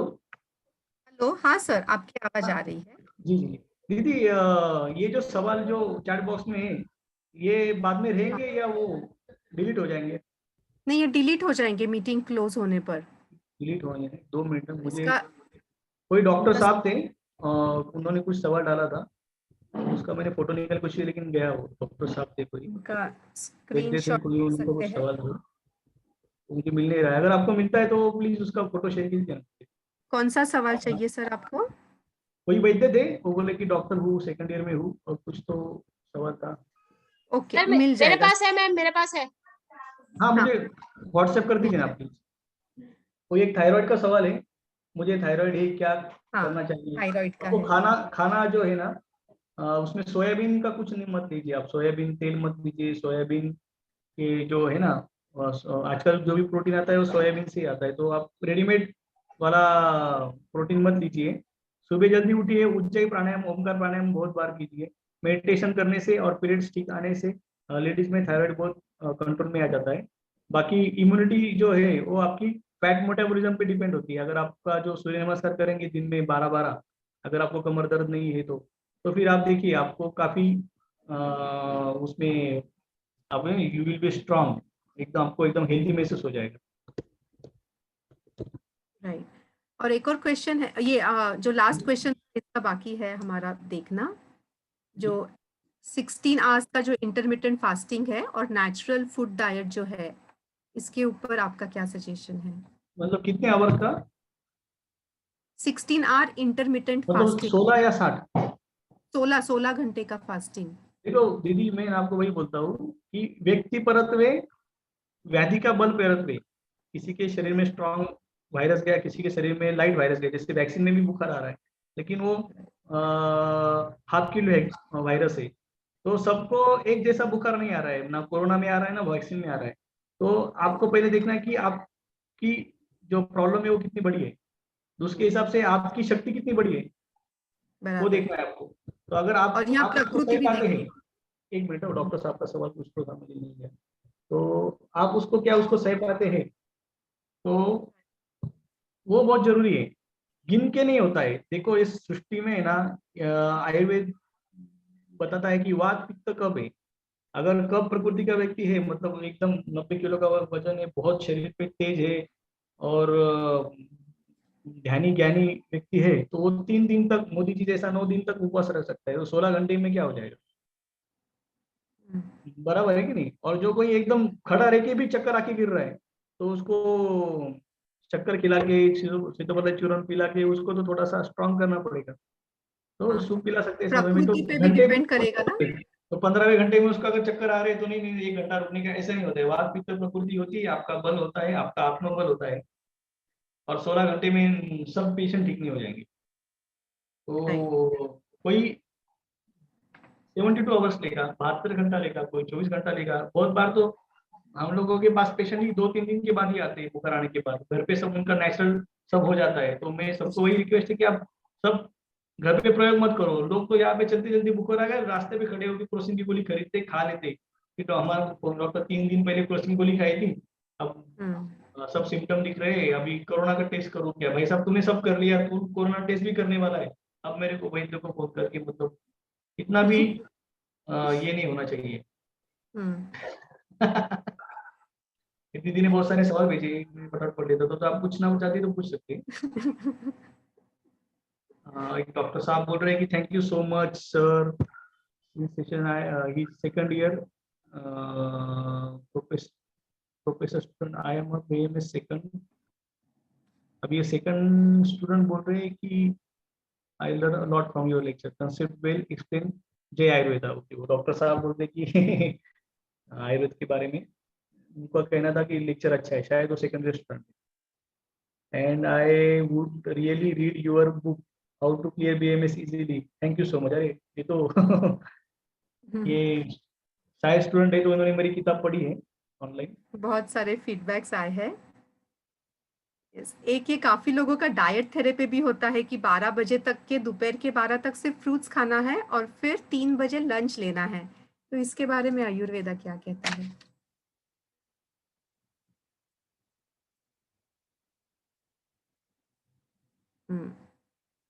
Sir का वीडियो पॉज हो गया है क्रांति, जस्ट चेक विथ हिम। अगर आपको सबकी अगर इच्छा है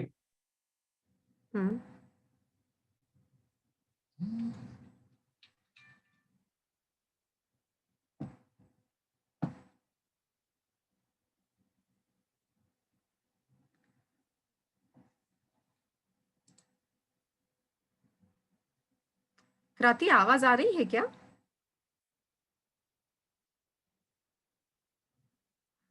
नो मैम, चली गई। हाँ सर, आपका शायद वीडियो पॉज हो गया था, अभी दोबारा वापस स्टार्ट हो गया है, तो शायद अभी आ जाएगी आवाज। बीच में आवाज नहीं आ रही थी आपकी।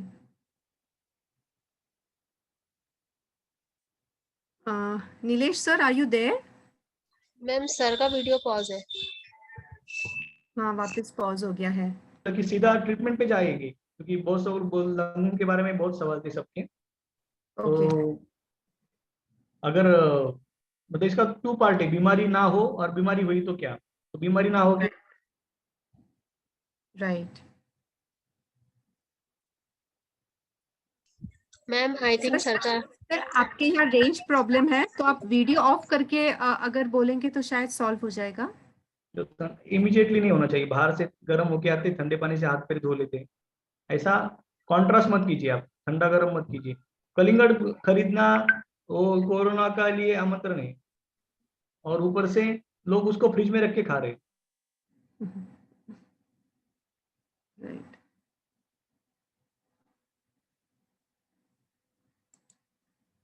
आदि चूरन, ताली आदि चूरन नहीं, वो फल पे डाल के खा लीजिए। अब बच्चों क्या करते, जिद करते केली खाना है, तो हम लोग उसको घर में फिर केली पे ताली सादी चूरन से तो बोले चूरन लगा के, या फ्रूट चाट मसाला जो आता है वो लगा के खिला देते हैं, तो बच्चों में काफी इंटरेस्टिंग पाया जाता है वो। मतलब सर आपकी आवाज नहीं आ रही। हाँ हाँ, सवाल पूछ सकते हैं। वीडियो को स्टॉप हो गया नहीं? हाँ, ओके। नहीं, आपकी आवाज ब्रेक हो गई थी, बीच में आवाज नहीं आ रही थी। मेरा वीडियो चालू कर दीजिए, वो वहां से वीडियो बना। कोई सवाल है तो पूछिए दीदी। नहीं, हाँ, आई थिंक रेंज का प्रॉब्लम है, तो वीडियो और ऑडियो ये दोनों साथ में शायद नहीं आ रहा है, फिर वो पॉज हो ओके जा ओके, तो रहा हाँ, तो वीडियो कट कर है। दीजिए, फिर मैं मेरी तरफ से वीडियो हाँ स्टॉप कर देता हूँ। हाँ, यस, पिछले 5 सिंपल मिनट वो है। आवाज नहीं आई आपकी। यस यस, तो नो एक्चुअली सर प्रॉब्लम। ये इसका बिल्कुल भी नहीं सुनाई दिया कि 12 बजे तक फ्रूट्स लेना और उसके बाद में 3 बजे लंच लेना, तो इसके बारे में क्या लिखा है आयुर्वेदा में, इसका उत्तर सुनाई नहीं दिया। हाँ हाँ हाँ आवाज। हाँ, जी जी जी। अभी कैसा है दीदी, हमारे यूट्यूबर्स जो है हाँ। उनका भी काफी अच्छा नाम है, उनका भी बहुत बड़े recording Guinness book of world record हुए उनके नाम पे, बहुत अच्छा।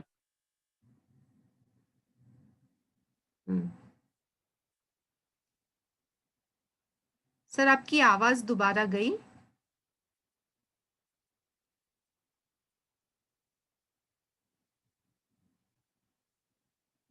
क्रांति चेक विद सर।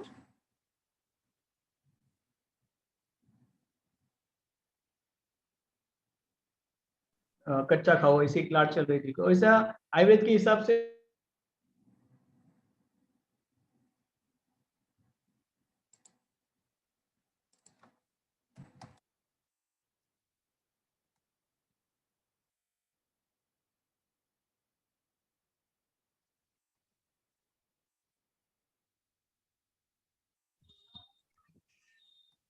सर आपकी आवाज नहीं आ रही है।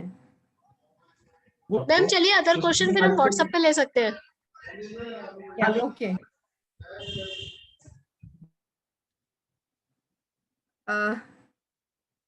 आई थिंक कुछ रेंज प्रॉब्लम होना चाहिए, इंटरनेट का कुछ इश्यू होगा, बट एनीवे जो अग्निहोत्र करते हैं इनके लिए अग्निहोत्र का भी टाइम हो रहा है। हम लोग हमारे प्रार्थना से समाप्ति करेंगे। क्रांति इसका रिकॉर्डिंग अवेलेबल क्या है, फ्रूट्स का सेल बहुत बढ़ गया है इम्यूनिटी बढ़ाने के लिए, लेकिन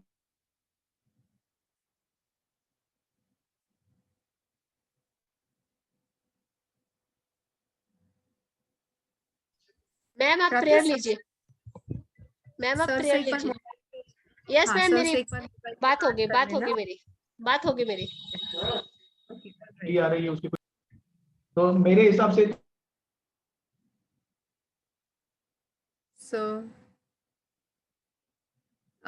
सर के यहाँ थोड़ा कुछ इंटरनेट इश्यूज है, तो सभी का बहुत बहुत धन्यवाद। एंड खास तौर पे वैद्य नीलेश चौधरी, इनका बहुत बहुत धन्यवाद। वो काफी साल पहले, आई थिंक 10 साल पहले नीलेश सर से मैंने सबसे पहले नाड़ी परीक्षण सीखा था। फिर उसके बाद में अलग कुछ कोर्सेज किए थे आयुर्वेदा में, और ये सिंपल चीजें हैं जो हम लोग सब अपने जीवन में इनकॉर्पोरेट कर सकते हैं। हमारे किचन में ही सारी दवाई है, फूड इज आवर मेडिसिन, और ये अगर हम लेंगे तो डर की बात ही नहीं है, डरने की जरूरत नहीं है। हम लोग प्रार्थना से समाप्ति करेंगे। प्रार्थना जरूर से कहिएगा साथ में, क्योंकि इससे हमारे vibration, energy and frequencies raise होते हैं, and that will help us to be physically and mentally strong also. So हम लोग प्रार्थना मुद्रा में हाथ आपने यहाँ पे लगाना है, अनाहत चक्र पे अंगूठा, आंखें बंद, बहुत सारा प्यार मन में, कृतज्ञ भाव और प्रार्थना भाव। हम सभी साथ में अस्तु मां कहेंगे। गहरी सांस लीजिएगा।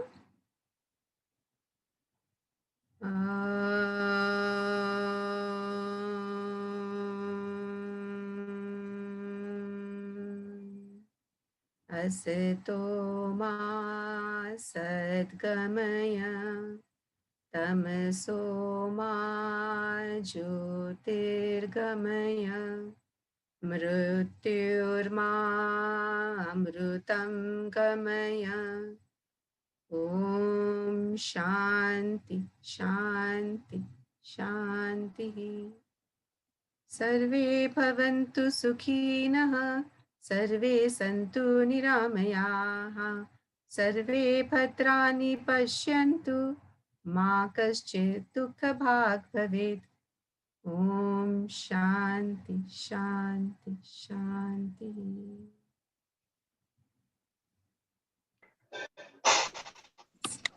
Yes, thank you so much, sir. Thank you everyone for the gift of your time and sir for this knowledge. And हम लोग सर का इतना ज्यादा नॉलेज है तो हम ये सेशन और भी कंटिन्यू करेंगे सर, समय हो तो। ये सेशन एवरी वेडनेसडे होगा, एवरी सैटरडे भी हमारे सेशन चल रहे हैं, पर अभी इंटेंस मेडिटेशन सेशंस है, और अभी वो क्लोज ग्रुप हो गया है सैटरडे का, 2-3 हफ्ते और। ये वेडनेसडे को जुड़े रहिएगा, एंड सात्विक मूवमेंट में भी जुड़ सकते हैं। एंड